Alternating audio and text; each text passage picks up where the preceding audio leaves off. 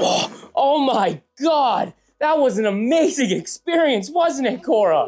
That was something else. All right, folks, picture this. You're deep in a rainforest, surrounded by wild creatures, but instead of the jungle, it's actually our living room. And instead of wild creatures, it's me and Cora! A wild creature.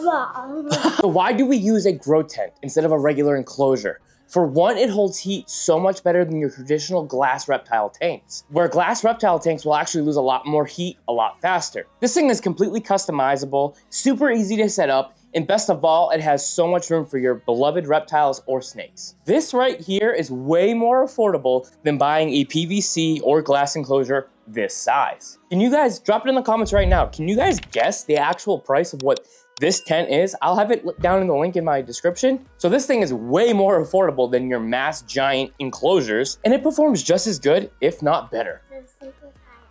It's a secret hideout. Yeah, it's a good hide and seek spot, huh? You think anyone could find you in there? No? I bet you the snakes could find you. I found you. All right, now it's time to address the reflecting material because people are gonna say a lot of things about this because the reflective material isn't good for all tropical and all reptiles and snakes. This is a mylar material, okay? It helps holding that heat in and that humidity in. Yes, it is reflective, but it helps a lot with the actual heat. Now, one thing that some keepers may worry about is that reflectiveness of this material. Even though it does help with the heat retention, you still have some risks that come along with it. And some of those risks are simple. It's just that the snake is gonna think that it's gonna see its own reflection. It's gonna have reflection problems. It might become aggressive. It might attack the side of it. But there is something that you can do to prevent that. No, Cora, it doesn't mean that the snake has an evil twin. Though, Cora, you're not far off from the evil twin comment, okay?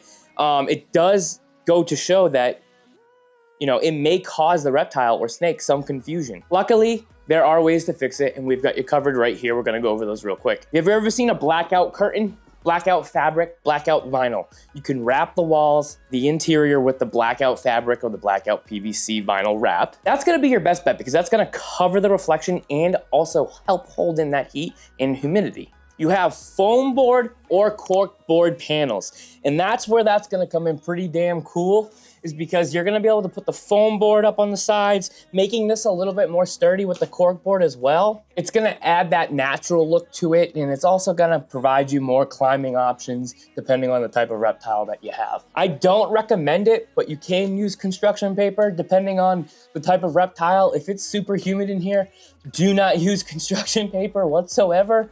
And honestly, last but not least, you can use moss. You can use natural material to get it on those walls. Put it up on those walls. Give it that natural look, that natural humidity holder right there. We all know moss is a natural humidity holder. You can fill these walls up with moss, give it that natural look. And most of the time, you can put the vines in here. You can make this bio-friendly. You could do a lot with the moss and the natural look for your jungle reptile. But for most of your traditional snakes that you see online, your boas and your ball pythons, this would actually be just as fine. The reflection doesn't seem to bother them as much, or if at all. And when I say this thing is super easy to set up, take a look at this.